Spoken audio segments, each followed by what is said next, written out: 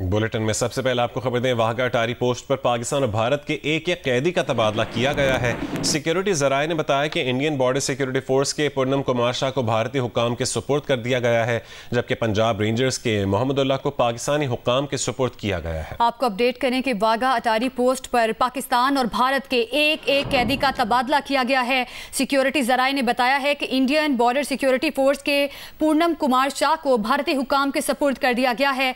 Punjab rangers के मोहम्मदुल्लाह को पाकिस्तानी हुक्काम के सपुर्द किया गया है।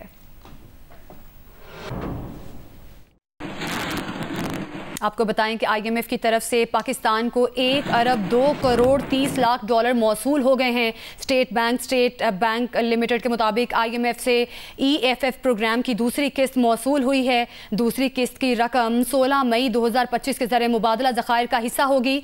आईएमएफ के जायजा मिशन ने पाकिस्तान की मईशत का जायजा लेने के बाद किस्त जारी करने की सिफारिश की थी। मजीद तफसील जानेंगे जी न्यूज़ के नुमाइंदे अशरफ मलकम से। अशरफ मलकम बताएगा कि आईएमएफ से मौसूल रकम के बारे में क्या तफसील है? जी बिल्कुल, पाकिस्तान का जो आईएमएफ के साथ 7 अरब डॉलर कर्ज का मुआहदा हुआ था 3 साल के लिए, उसकी पहली किस्त तो पाकिस्तान पहले ही मौसूल कर चुका है।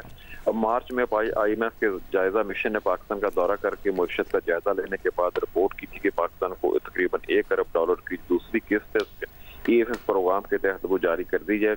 आईएमएफ के एग्जीक्यूटिव बोर्ड ने 9 मई को इसकी इन सिफारिशात की मंजूरी देते हुए जो हुक्म जारी किया कि पाकिस्तान की रकम जारी कर दी जाए। लिहाजा आज पाकिस्तान के अकाउंट में 1 अरब 2 करोड़ 30 लाख डॉलर जो कि 760 एसपीआर जो कि आईएमएफ की करेंसी है उसके बराबर रकम बनती है जो पाकिस्तान के अकाउंट में मुंतकिल हो गई है।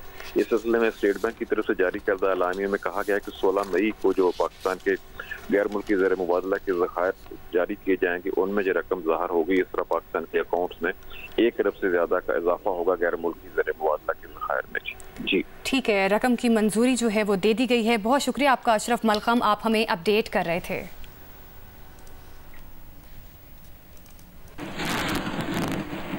कश्मीर पर सालिसी की पेशकश के बाद अमरीकी सदर ने पाकिस्तान और भारत को खाने की मेज़ पर साथ बिठाने की तजवीज़ दे दी है। सऊदी अरब में खिताब करते हुए सदर ट्रंप ने कहा है कि मुमकिन है अमरीका दोनों ममालिक के रहनुमाओं को खाने पर इकट्ठा कर ले। दोनों मुल्कों के ताल्लुकात में बेहतरी आ रही है। ट्रंप ने एक बार फिर जंगबंदी का क्रेडिट लेते हुए कहा कि उनकी इंतजामिया तशद्दुद के बढ़ते वाक़यात रुकवाने के लिए तारीखी जंगबंदी में कामयाब हुई है।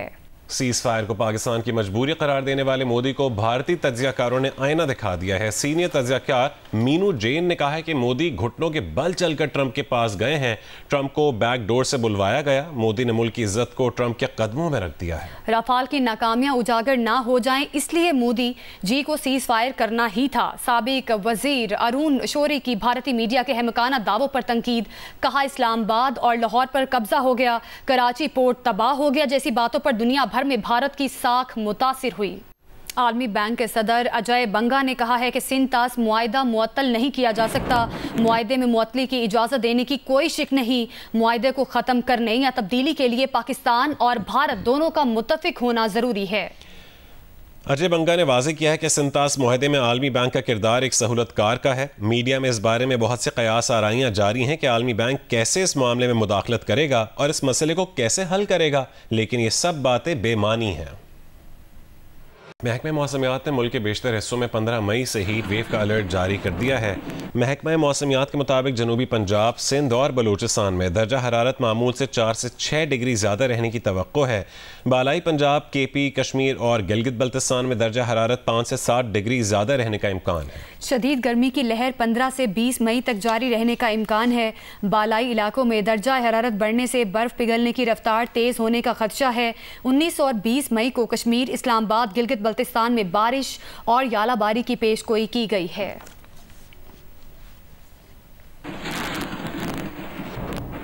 लाहौर के इलाके बागबानपुरा में कूड़े वाला तेज रफ्तार डंपर 3 रिक्शों और 2 मोटरसाइकिलों पर उलट गया। हादसे में 2 तालिबात समेत 5 अफराद जाँ बहक और 3 जख्मी हो गए। रिपोर्ट करेंगे अहमद फराज।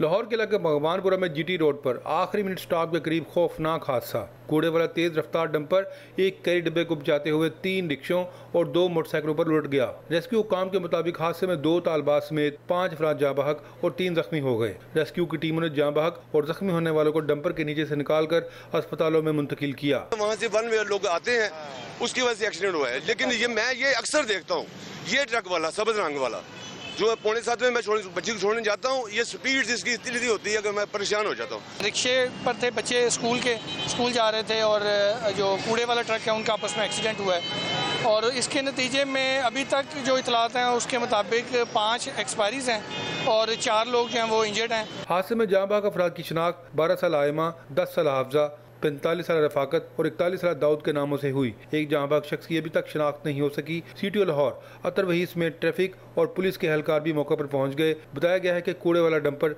LWMC ने निजी तौर पर हासिल कर रखा था। अब ड्राइवर की गलती है, किसकी गलती है? बेसिकली तो एपरेंटली जो मैंने क्राइम सीन इंस्पेक्ट किया उसमें ड्राइवर की गलती लग रही है। वो टॉपल की है उसकी गाड़ी। अगर स्लो स्पीड होता है या उसकी ब्रेक फेलियर ना होती तो ये कम से कम गिरता ना हो ना। तो ये पूरी इन्वेस्टिगेशन कर रहे हैं, इंशाल्लाह आपको सारे हकायक बताएंगे। पुलिस के मुताबिक हादसा डंपर के ब्रेक फेल होने का बायस पेश आया। हादसे के बाद डंपर ड्राइवर अजीम मौके से फरार हो गया।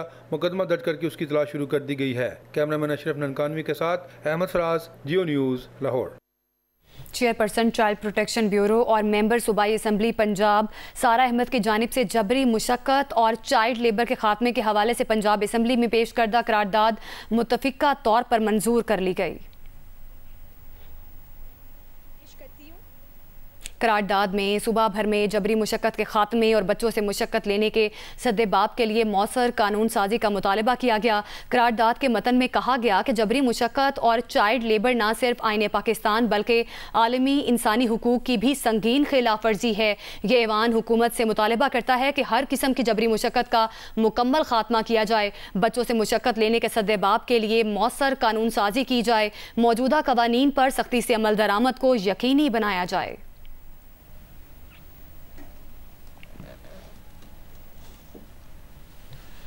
ऑपरेशन बुनियानो मरसूस की कामयाबी के बाद मुल्क के छोटे बड़े शहरों में पाक फौज से ज़ाहिर यकजहती रैलियों का सिलसिला जारी है।